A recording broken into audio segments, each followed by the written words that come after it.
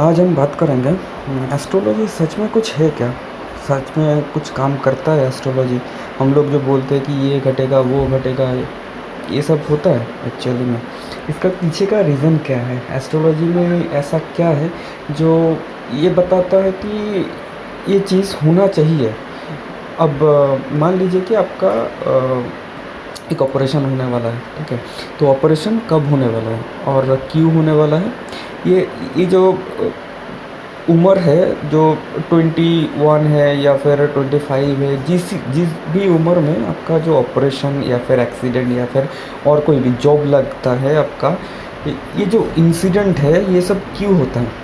और एस्ट्रोलॉजर के पास आप जब जाते हैं ना, तो एस्ट्रोलॉजर कैसे करके बोल देता है कि आपका इस टाइम पे ये सब हुआ है, आपका इस टाइम पे आपका चाइल्ड का बर्थ हुआ है, आपका मैरिज हुआ है, ये कैसे बोल देता है? चलिए देखते हैं ये इसका पीछे का लॉजिक क्या है, कि कैसे करके ये लोग बोल पाते हैं कि ये होगा।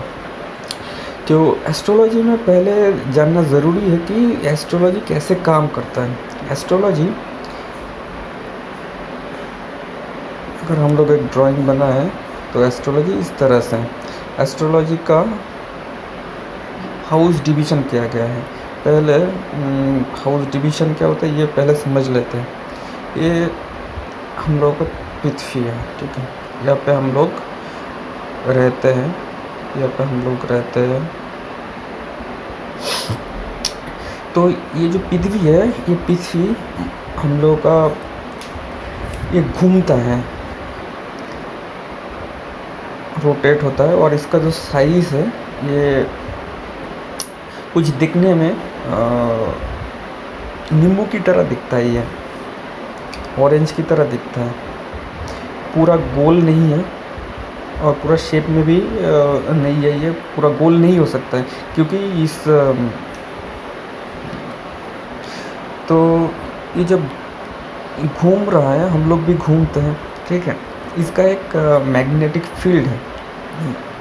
कोई भी ग्रह या फिर कोई भी प्लैनेट जो भी होता है, उसका एक ग्रेविटेशनल फोर्स होता है। ग्रेविटेशनल फोर्स क्या करता है कि हम लोग या फिर उसके आसपास के जितना भी चीज़ें हैं, जितना भी मटेरियल्स है, वो अपने अपने अंदर या फिर अपने दिक में वो खींचने की कोशिश करता है।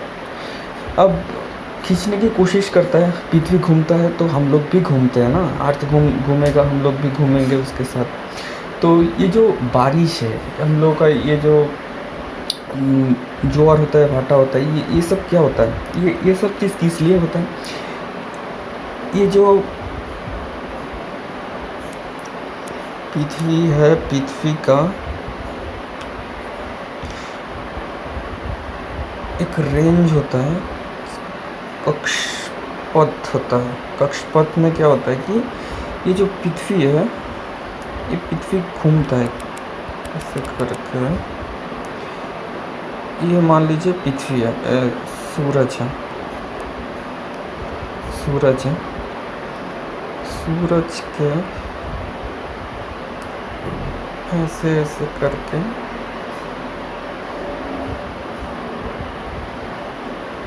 कक्षपथ होता है।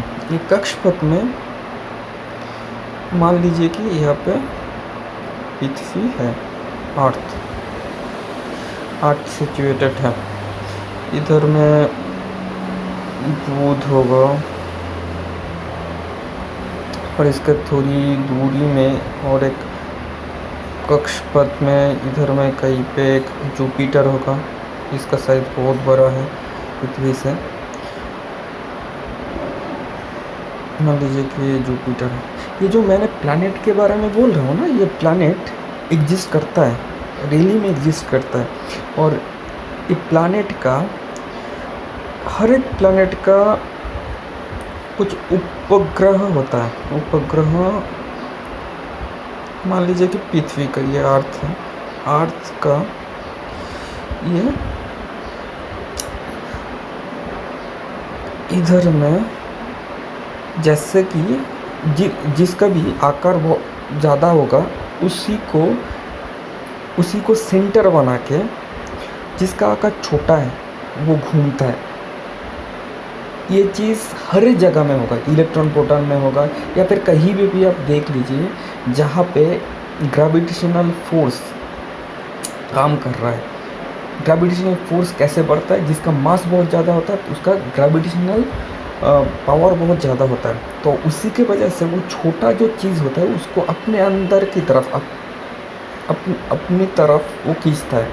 और ये खींचने के बाद एक पोजीशन में खड़ा होता है कि जिस पोजीशन में वो उसका जो आउटर फोर्स, वो जो छोटा मास है उसका जो आउटर फोर्स है, और पृथ्वी या फिर कोई भी प्लैनेट, बड़ा प्लैनेट, जिसका इनर फोर्स उसका आउटर फोर्स से मैच कर जाता है, वो छोटा मास या फिर प्लैनेट बोल सकते हैं या फिर उपग्रह बोल सकते हैं, उसमें उस जगह पे फिक्स्ड होके अपना कक्षपथ बना लेता है। कक्षपथ में वो उसके चारों तरफ घूमता रहता है।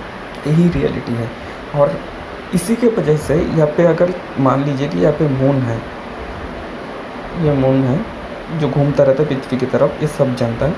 और एक मून जब घूमता है पृथ्वी की तरफ, चारों तरफ जब घूमता है, जब वो पास में होता है, मान लीजिए कि ये पास में आ गया, तो यार में क्या होगा, पानी बढ़ जाता है।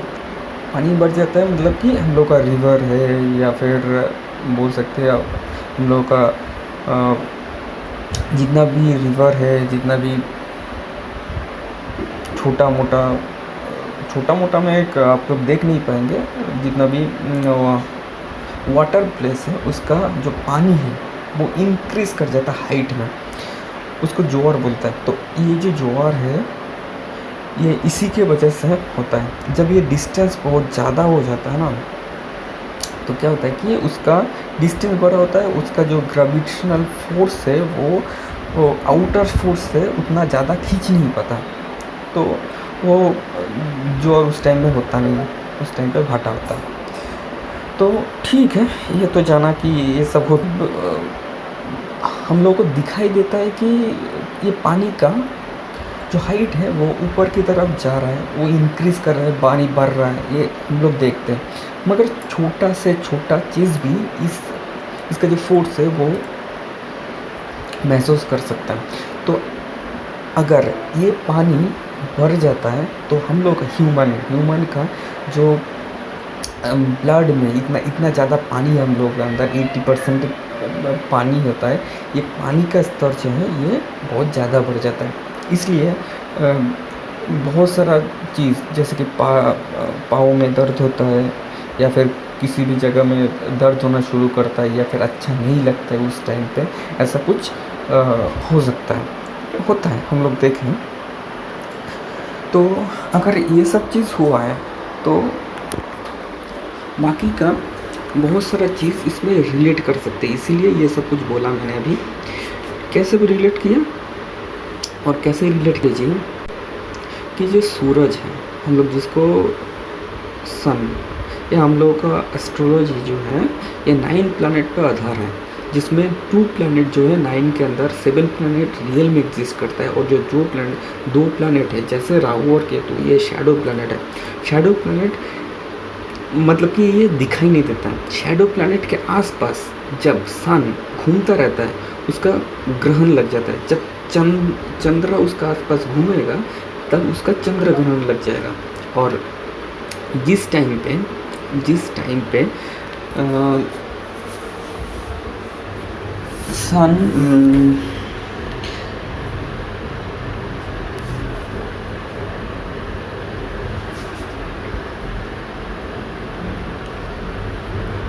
अब जो हम लोग का सात का जो प्लैनेट है, वो 7 प्लैनेट जब पास में एक ही लाइन में, मान लीजिए कि ये घूमता होके ऐसे आ गया, एक प्लैनेट ऐसे आ गया, ऐसे आ गया, ये मान लीजिए कि ये अर्थ, ये है सबसे छोटा प्लैनेट जो है वो मरकरी है, ये अर्थ है, उसके बाद ये सैटर्न, जुपिटर, ऐसे मान लीजिए ये 4 प्लैनेट या फिर 7 प्लैनेट नहीं हो सकते, 5 प्लैनेट मैक्सिमम एक लाइन में आ गया, ठीक है। ये जो लाइन है और इसका जो तब क्या होगा कि अगर ये जो प्लैनेट है इसका जो स्ट्रेंथ होगा या फिर ग्रेविटेशनल फोर्स होगा वो अर्थ की जितना भी मैं रिपीट कर रहा हूँ, जितना भी लिविंग बींग्स या फिर लिविंग्स नहीं है उसके ऊपर ये हावी हो जाएगा, क्योंकि इससे ग्रेविटेशनल फोर्स बहुत बढ़ जाता है। और ये सब चीज़ एक चीज़ का कारक है, आगे चलकर मैं वीडियो में बताऊंगा ये कौन सा प्लैनेट किस चीज़ का कारक है। ये जो कारक है, एक कारक अपने कर्म के हिसाब से या फिर जो भी हम लोग को जितना भी हम लोगों का जो मैटर है जो डोमिनेट करता है वो चीज़ बहुत बढ़ा देता है। एक ही लाइन में अगर आ गया तो एक ही साथ सेम फील्ड एक ही साथ स्ट्रॉन्ग होके वो पृथ्वी में वो इंटर करता रहेगा फील्ड, और अंत में क्या होगा कि पृथ्वी में इंटर कर रहा है मतलब कि हम लोगों अंदर भी एंटर हो रहा है। अब ये सब चीज़ तो है, अभी इसका डिवीज़न कैसे किया है। मान लीजिए कि ये सूरज है, ये सूरज है, तो सूरज को हम लोग नई सेंटर में लेंगे एस्ट्रोलॉजी में, क्योंकि हम लोग पृथ्वी में और हम लोगों को केंद्र बना के ये चार्ट बनाया जा रहा है हम लोगों के लिए। तो हम लोग केंद्र में रहेंगे, इसलिए पृथ्वी केंद्र में रहेगा।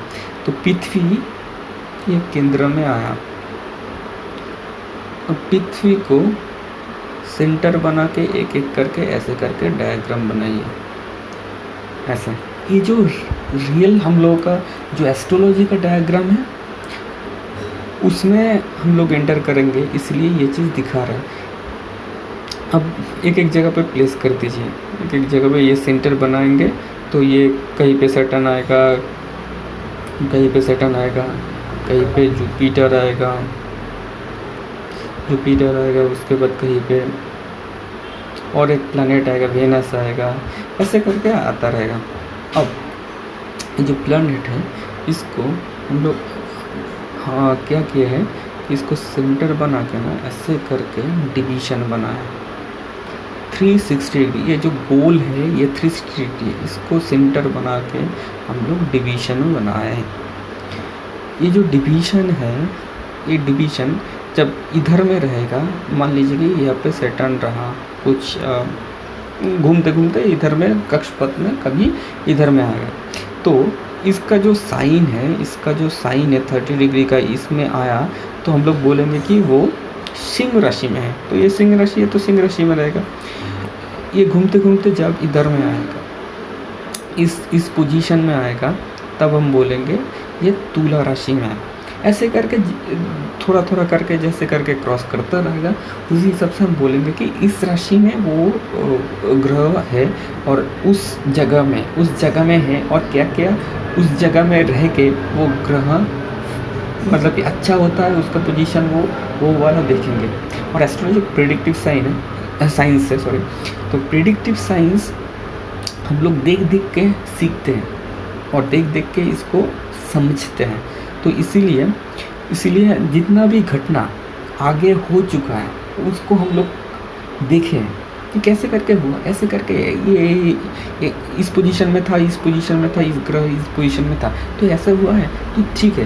वो नेक्स्ट देखते हैं कि उस टाइम पे और एक चीज़ ऐसा कुछ हुआ है क्या, ऐसे करके अगर ऐसे करते हम लोग 10 में से 8 कंफर्म वो चीज़ मिला कि हाँ इस टाइम पे भी ये ग्रह इसी जगह पे था, ऐसा हुआ, उस टाइम पे भी ऐसा था, इसी ऐसा हुआ, ठीक है। ऐसा 8 अगर कंफर्मेशन मिला तो वो एक रूल बन जाता है। तो एस्ट्रोलॉजी ऐसे करके एक रूल बना देता है। तो ऐसे करके अगर रूल बना दिया तो हम लोग प्रेडिक्टिव साइंस ऐसे ही होता है कि एक रूल होता है, उसको उसी हिसाब से काउंट करेंगे। तो नेक्स्ट एस्ट्रोलॉजर जब आएगा तो वो उसको वो एनालिसिस नहीं करेगा, वो उतना ज़्यादा देखेगा नहीं, ये एक फॉर्मूला है, हाँ एक रूल है, तो ठीक है इसको अप्लाई करो, ठीक, ऐसे करके वो होता है। तो एस्ट्रोलॉजर के पास जब आप जाते हैं या फिर एस्ट्रोलॉजी जो जानता है उसके पास अगर जाता है, अब आपको अगर बोल देता है कि हाँ इस टाइम पे ये सब कुछ हुआ है, तो मतलब कि वो उसका जो प्लैनेट का पोजीशन है ना, वो देख रहा है कि उस टाइम पे ये ऐसा ऐसा था, तो उसके साथ ऐसा ऐसा हो सकता है। ठीक है, इसमें हम नहीं बोल रहे कि 100% पूरा का पूरा मैच कर जाएगा, मगर इसका 80% पॉसिबिलिटीज़ या फिर बहुत ज़्यादा एक्यूरेट एस्ट्रोलॉजर होगा तो 90% इसका एक्यूरेट बोल देता है। और हम लोग ये चर्चा इसीलिए की है कि इसका बैकग्राउंड जानने के लिए कि कैसे करके एस्ट्रोलॉजी काम करता है। एस्ट्रोलॉजी एक रिलेटिव साइंस है, इसको साइंस की तरह लीजिए और इसको अप्लाई करके देखिए। आपका जो लाइफ है ना, बहुत झंझट मुक्त हो जाएगा। ये मैंने देखा है, ये मैंने अपना लाइफ में इस्तेमाल किया है। आप भी कीजिए, आप भी इसको इम्प्रूव कीजिए। अब अगर आपको नहीं पता है तो मेरे चैनल पे बने रहिए, हम थोड़ा थोड़ा करके आपको इसका जो अर्थ है, इसका जो ज्ञान है, हम देते रहेंगे और आप सीखते रहेंगे। अगर पसंद आया तो इसको सब्सक्राइब ज़रूर कीजिए, लाइक कीजिए, कमेंट कीजिए, और नेक्स्ट टॉपिक में क्या जानना चाहते हैं ये भी मेरे को कमेंट बॉक्स में बताइए। तो नेक्स्ट वीडियो में हम लोग उसी टॉपिक पे खुलकर बैठेंगे और इसका जो आलोचना है वो सब करेंगे इधर में। तब तक के लिए थैंक यू।